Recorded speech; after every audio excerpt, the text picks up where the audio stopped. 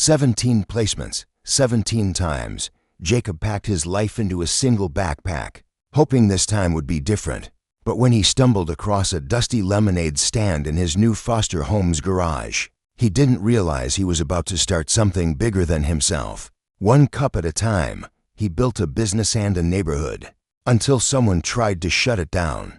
Jacob Davis pressed his face against the cool glass of the passenger window, watching the suburban houses blur past in a stream of manicured lawns and white picket fences. The social worker, Mrs. Garcia, glanced at him through the rearview mirror, her voice gentle but practiced. "The Rivers are really nice people, Jacob. They've been foster parents for 8 years now. I think you're going to like it here." Jacob nodded without turning away from the window. He'd heard variations of this speech 17 times before. Nice people. Good home. You're going to like it here. The words had lost their meaning somewhere between the third and fourth placement, reduced to background noise in the symphony of his perpetual displacement. The car turned onto Maple Street, a quiet cul-de-sac where children's bicycles lay abandoned on sidewalks, and basketball hoops stood sentinel in driveways.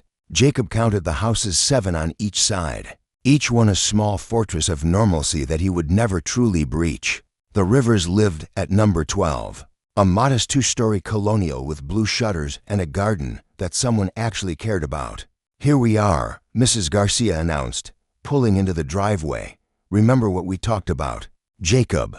Fresh start, open mind.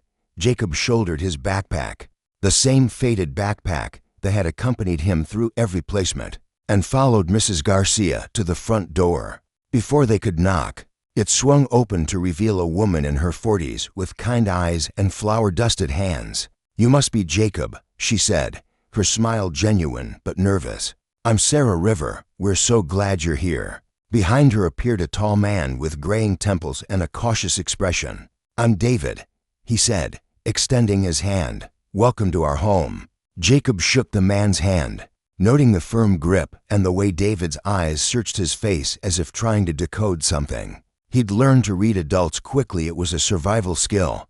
David was the analytical type, probably an engineer or accountant, someone who solved problems with logic and systematic thinking. Sarah was the nurturer, the one who would try to heal his wounds with homemade cookies and bedtime stories. He was too old for. Mrs. Garcia went through the familiar routine of paperwork and warnings, her voice fading into the background as Jacob studied his new environment. The house smelled like vanilla and coffee, with undertones of something baking in the oven. Family photos lined the hallway. Vacations, holidays, moments of joy captured and displayed like evidence of a life well lived. There were no other children in the photos, which meant he would be their first foster placement or their latest in a long line of temporary residents. "Your room is upstairs," Sarah said after Mrs. Garcia had departed with promises to check in next week. "Would you like to see it?" The room was painted a neutral beige, furnished with the basics. A twin bed with a blue comforter, a desk, a dresser, and a small bookshelf. A window overlooked the backyard and the houses beyond, offering a view of the neighborhood that would be his world for however long this placement lasted. "I know it's not much," Sarah said, lingering in the doorway, "but we thought you might like to decorate it yourself, make it your own." Jacob set his backpack on the bed and managed a polite smile. "It's fine. Thank you." That night, as Jacob lay in the unfamiliar bed listening to the sounds of a house settling around him, he stared at the ceiling and wondered how long it would take this time. The Rivers seemed decent enough, but they all seemed decent at first. It was when the honeymoon period wore off, when his quirks and defenses became apparent, that things usually began to unravel.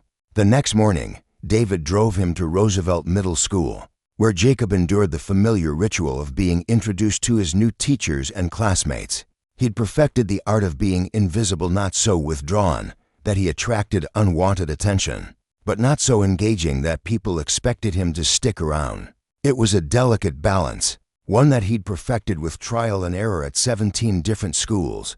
During lunch, he sat alone at a corner table, observing the social dynamics that would remain forever foreign to him. Groups of friends who had known each other since kindergarten, inside jokes that referenced shared memories, the easy intimacy of belonging. Jacob had learned not to envy what he couldn't have, but watching it still left an ache in his chest. The first week passed in a blur of routine.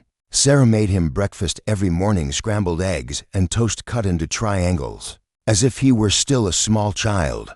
David helped him with his math homework, patiently explaining concepts that Jacob had already mastered in his previous schools.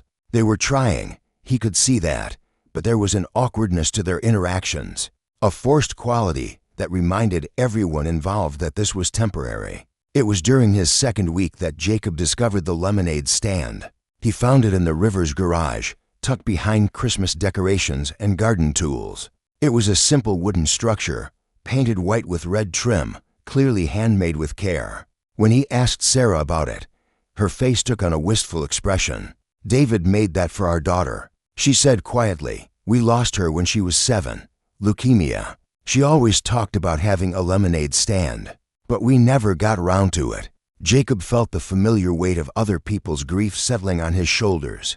He'd learned that every family carried their own losses, their own reasons for opening their home to a stranger. Sometimes it was altruism, sometimes guilt, sometimes a desperate attempt to fill a void that couldn't be filled. "I'm sorry," he said, "because that's what you were supposed to say." Sarah touched his shoulder gently. "She would have liked you." Emma always had a soft spot for the underdogs. That afternoon, Jacob dragged the lemonade stand out of the garage and set it up at the end of the driveway. He wasn't sure why. Maybe it was the weight of Sarah's grief. Maybe it was his own need to do something, anything, to feel useful. He found a packet of powdered lemonade mix in the pantry and a pitcher in the kitchen cabinet. The ice from the freezer looked sad and gray, but it would have to do. The stand wobbled slightly on the uneven pavement, and Jacob used a folded piece of cardboard to level it. He made a simple sign with markers from the junk drawer, "Lemonade to 50 cents." It wasn't about the money. He'd learned long ago that financial independence was a luxury he couldn't afford. It was about something else, something he couldn't quite name. The first customer was Mrs. Ramesses from across the street, an elderly woman who walked her ancient beagle twice a day. She approached the stand with curiosity, her dog sniffing around the legs of the table. "Well, hello there," she said, her voice carrying a slight accent. "Are you the new boy staying with the Rivers?" "Yes, ma'am. I'm Jacob. I'm Rosa Ramesses. How's the lemonade?" Jacob poured her a cup, the liquid more yellow than it should have been and probably too sweet. "It's okay, I guess." Mrs. Ramesses took a sip and smiled. "It's perfect, just like my grandson used to make." She handed him 2 quarters. As she walked away, Jacob felt something shift inside him. It wasn't the money, it was the connection, however brief. For 30 seconds, he had been seen as more than just the foster kid, more than a problem to be solved or a charity case to be managed. He had been a boy selling lemonade, nothing more, nothing less. He'd been accepted for exactly who he was, not as someone's project or attempt to replace someone else. Word spread quickly in the small neighborhood. He'd been accepted for exactly who he was, not as someone's project or attempt to replace someone else. Word spread quickly in the small neighborhood. By the end of the week, Jacob had regular customers, Mr. Kim, who jogged past every morning at 7:30, the teenage girl from house number 6 who always looked frazzled and grateful for the caffeine-free energy boost, the mailman who had started timing his route to coincide with the stand's opening hours. But not everyone was pleased with Jacob's presence on the street. Mr. O'Brien lived in the house next door, a man in his 70s with a perpetually sour expression and a lawn that looked like it had been trimmed with surgical precision. He emerged from his house on Jacob's 8th day of operation, his face dark with irritation. "You're blocking the sidewalk," he said without preamble. "People have to walk around your little setup." Jacob looked at the stand, which was clearly positioned on the Rivers property, several feet from the sidewalk. "I don't think I'm blocking anything, sir. Don't get smart with me, boy. I've been living on this street for 43 years. I know what belongs and what doesn't." The words hit Jacob like a physical blow. What belongs and what doesn't.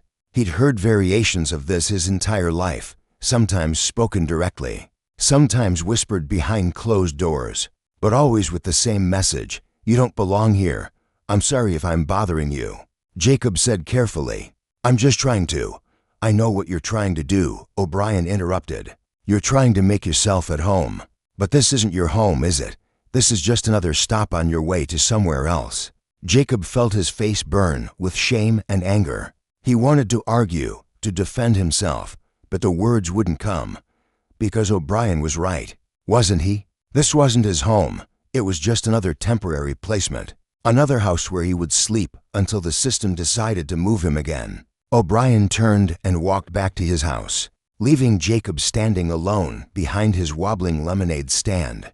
The joy he'd felt in the simple act of serving his neighbors had been poisoned by the older man's words, replaced by the familiar ache of not belonging. That evening, Sarah found him sitting on his bed, staring out the window at O'Brien's perfectly manicured yard. "Rough day?" she asked, settling beside him on the bed. Jacob shrugged. "Mr. O'Brien doesn't like my lemonade stand." Sarah's expression darkened. "What did he say?" "Just that I don't belong here." For a moment, Sarah was quiet. Then she reached over and took his hand. "Jacob, I want you to know something. You do belong here. Maybe not permanently. I can't promise you that because I don't know what the future holds. But right now, today, you belong here. You're part of our family, part of this neighborhood, part of this community." Jacob wanted to believe her, but hope was a luxury he'd learned to ration carefully. "He's not wrong, though. I mean, I'm not really your son. I'm just visiting. Some of the most important people in our lives are just visiting," Sarah said. "That doesn't make them less important." The next morning, Jacob set up his stand again, but the enthusiasm was gone. He served his regular customers with mechanical politeness, going through the motions without the joy he'd discovered in those first few days. Even Mrs. Ramirez noticed the change. "You seem sad today, Mio," she said, accepting her cup of lemonade. "Everything okay?" Jacob forced a smile. "Just tired, I guess." But as the days passed, something unexpected began to happen.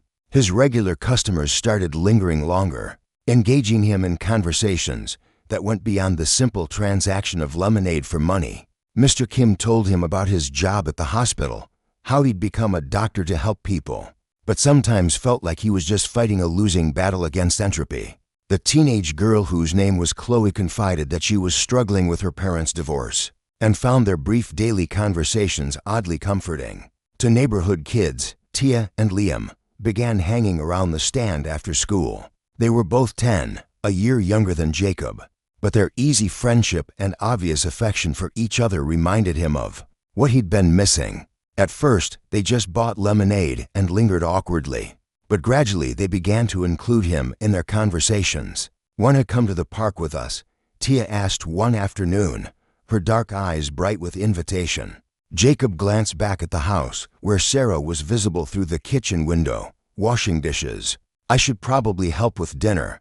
"Come on," Liam said. "It's just for an hour. We can show you the cool climbing tree." It was the first time since arriving that Jacob had been invited to do something purely for fun. The park was only 3 blocks away, a small playground surrounded by oak trees and worn grass. The climbing tree was indeed impressive, a massive oak with branches that created a natural ladder up to a platform where someone had built a small treehouse years ago. "My older brother and his friends made it," Tia explained as they climbed. "But he's in high school now, so he says it's too babyish." From the treehouse, Jacob could see the entire neighborhood spread out below them. The houses looked smaller from this height, less imposing, more like pieces of a puzzle that fit together to create something larger than the sum of its parts. For the first time since arriving, he felt like he was part of something. "Do you like living with the Rivers?" Liam asked, settling beside him on the rough wooden platform. Jacob considered the question. "They're nice, really nice. It's just complicated." "Because you're a foster?" Tia asked with the bluntness of childhood. "Yeah, that sucks," Liam said matter-of-factly. "But you seem happy running your lemonade stand." Jacob smiled despite himself. "I am. O'Brien doesn't like it." "Mr. O'Brien doesn't like anything," Tia said. "My mom says he's been grumpy ever since his son died. That was before I was born, but everyone still talks about it." "His son died?" Jacob asked, thinking of the man's harsh words and permanent scowl. "Car accident," Liam said. "He was only like 25 or something." My dad says Mr. O'Brien used to be different before that happened. Nice even. Jacob filed this information away, trying to reconcile the image of a grieving father with the man who had told him he didn't belong. It didn't excuse O'Brien's behavior, but it provided context, a reminder that everyone carried their own pain. The lemonade stand became Jacob's anchor in the uncertain waters of his new life. Every morning, he set it up with the same careful ritual, checking the legs for wobbles, mixing the lemonade to the perfect consistency, and arranging the paper cups in neat rows. He'd gotten better over time, his movements careful and practiced. He could fill cups while maintaining a conversation. He gave small discounts when customers bought multiple cups. And, just like his foster father had told him, he put 20% of every sale he made into a jar that sat on his bedroom dresser. His regular customers had become more than customers, they were a community of sorts. People who looked forward to their brief daily interaction as much as he did. But the peace was shattered on a Tuesday morning when a city inspector arrived, clipboard in hand, an official badge gleaming on his chest. "Are you operating a business on this property?" the inspector asked, his tone suggesting he already knew the answer. Jacob's heart sank. "It's just a lemonade stand. Do you have a permit for this lemonade stand?" "I know, sir." The inspector made a note on his clipboard. "I'm going to need you to shut this down immediately." Someone filed a complaint about zoning violations. An unlicensed food service. Jacob felt the familiar crushing weight of disappointment. Someone had called the city on him. Someone in this neighborhood that he'd been trying so hard to become part of had decided he was a problem that needed to be solved. Who complained? He asked, though he already suspected the answer. "I can't release that information," the inspector said. "But you need to cease operations immediately or face potential fines." He paused a moment and his expression softened. "Sorry, kid." He opened his mouth, and for a moment it looked like he wanted to say more, but he turned and left. Jacob began packing up his stand with shaking hands. Mrs. Remises was approaching for her morning lemonade, and he had to explain that he was closed, probably permanently. The confusion and disappointment in her eyes made him feel worse than O'Brien's harsh words had. "I don't understand," she said. "What's wrong with a little boy selling lemonade?" "Zoning violations," Jacob said bitterly. "Someone complained." Mrs. Rameses's face darkened. "Someone complained about a child trying to make friends?" "That's ridiculous, but ridiculous or not, it was over." Jacob folded up the stand and carried it back to the garage, where it would gather dust alongside the Christmas decorations and garden tools. Another dream ended. Another attempt at belonging crushed by bureaucracy and someone's need to maintain the status quo. David found him that evening, sitting on his bed with his homework spread out before him. Though he hadn't written a single word. "I heard about the inspector," David said, settling into the desk chair. "I'm sorry, Jacob, that's not fair." "It's okay," Jacob said automatically. "I should have known better." "Known better than what?" Jacob looked up from his math worksheet. "Known better than to think I could just fit in here, set up a lemonade stand like I belonged." David was quiet for a long moment. "You know, Sarah and I have been talking. We'd like to make this more permanent. We've been discussing adoption." The words hit Jacob like a physical blow. He'd heard them before, in other houses, from other well-meaning adults who thought they could save him. But adoption was a long process, full of paperwork and home visits and psychological evaluations. And in his experience, people changed their minds when the reality of his presence became too much to handle. "You don't have to say that," Jacob said quietly. "I know this is temporary. It doesn't have to be." But even as David spoke the words, Jacob could see the uncertainty in his eyes. Good intentions were common in the foster system. Follow-through was rare. He'd learned not to trust half-baked ideas, especially ones that sounded too good to be true. The next few days passed in a fog of disappointment. Jacob went through the motions of his daily routine: school, homework, dinner with the Rivers. But the spark that had ignited with the lemonade stand had been extinguished. He was back to being invisible, back to existing in the spaces between other people's lives. It was Tia who delivered the news that changed everything. "My mom heard from the neighbors that you're moving," she said, cornering him at his locker after school. "Is that true?" Jacob's stomach dropped. I don't know, maybe. But even as he said it, he could see the signs. Sarah had been on more phone calls lately, conversations that stopped when he entered the room. David had been asking more questions about his preferences, his needs, his feelings. The kind of questions adults asked when they were trying to figure out how to let someone down easily. That evening, Mrs. Garcia arrived for what she called a routine check-in. But Jacob recognized the expression on her face. He'd seen it 17 times before. There have been some changes at the agency. She explained, her voice carefully neutral. Budget cuts, policy shifts. We're going to need to move you to a different placement. The words washed over Jacob like cold water. He'd known this was coming, had felt it in the subtle shifts in the household's rhythm. But knowing didn't make it easier. When? He asked. Next week. The Rivers have been wonderful, but the new placement is with a family that specializes in long-term care. It might be more stable for you. Jacob nodded, not trusting his voice. He'd heard about more stable placements before. They never were. Sarah was crying, actual tears streaming down her face as she tried to explain that this wasn't what they wanted, that they'd been trying to make it work, that the system was broken and unfair and cruel. David stood behind her, his hand on her shoulder, his face a mask of barely controlled anger. We're going to fight this, David said. We're going to call lawyers, file appeals, do whatever it takes. But Jacob had heard these promises before, too. The system was bigger than any one family's good intentions. It ground along according to its own backwards logic, moving children like pieces on a chessboard, always claiming it was in their best interest.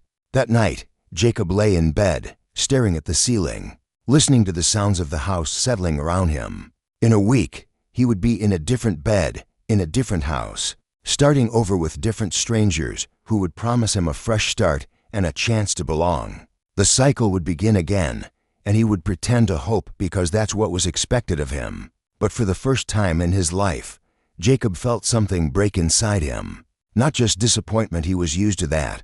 This was deeper, more fundamental.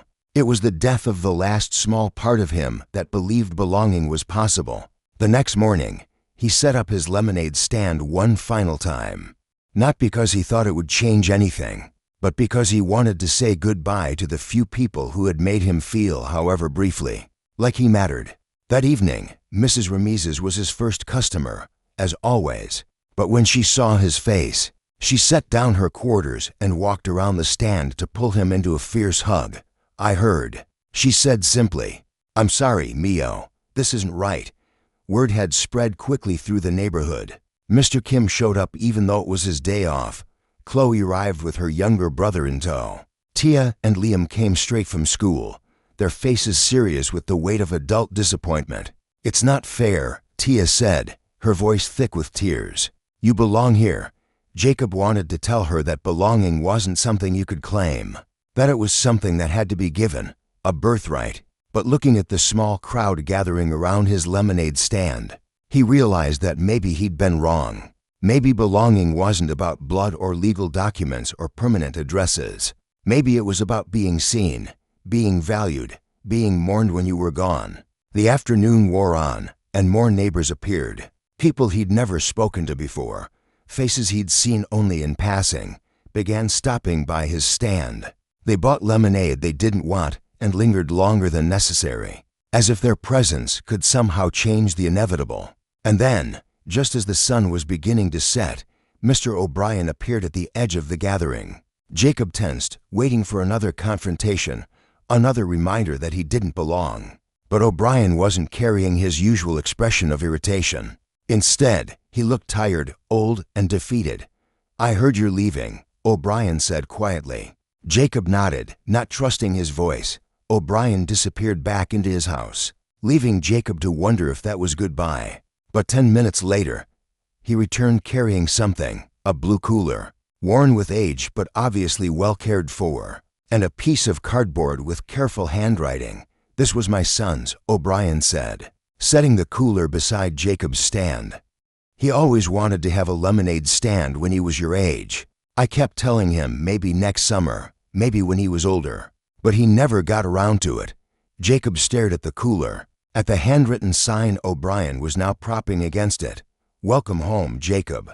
I was the one who called the city," O'Brien continued, his voice barely above a whisper. "I was angry, and I took it out on you. That was wrong." The gathering had gone silent, everyone watching this unexpected confession.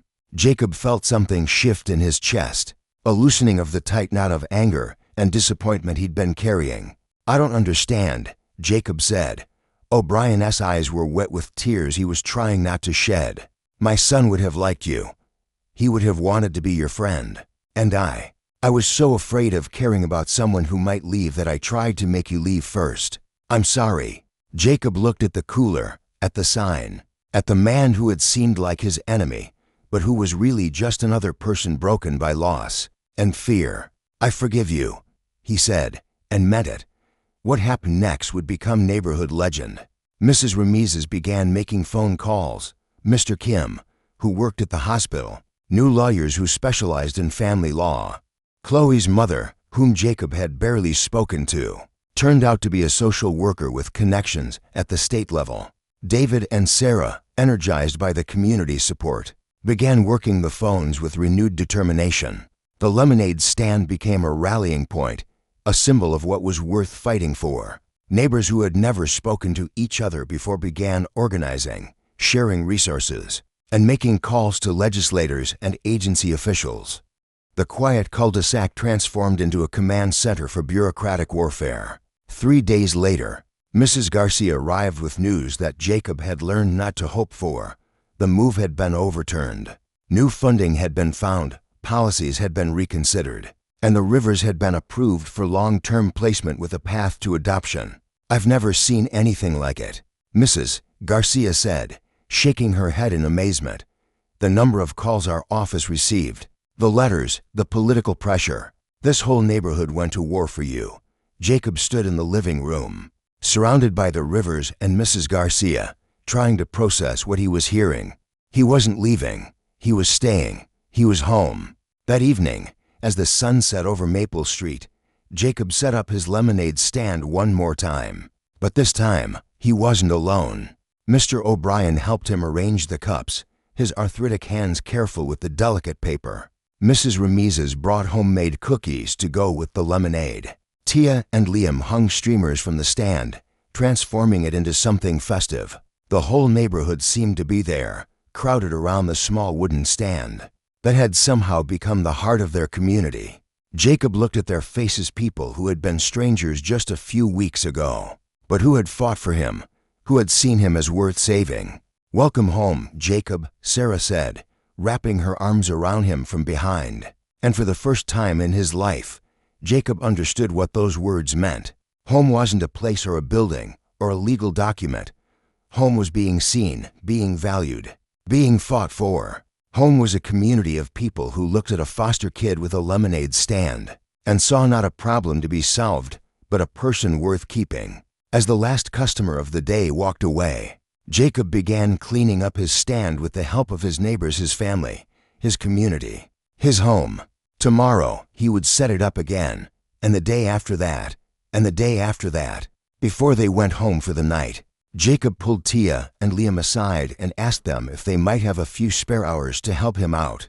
The Rivers had bought him a large bag of lemons as a celebration. He was going to need some help juicing them, because he belonged here now. And belonging, once earned, was something worth sharing. The lemonade stand would remain a fixture on Maple Street for years to come. A reminder that sometimes the smallest gestures could change everything. And Jacob would grow up knowing that home wasn't something you were born into or legally granted. It was something you built, one cup of lemonade at a time, with people who chose to see you as family.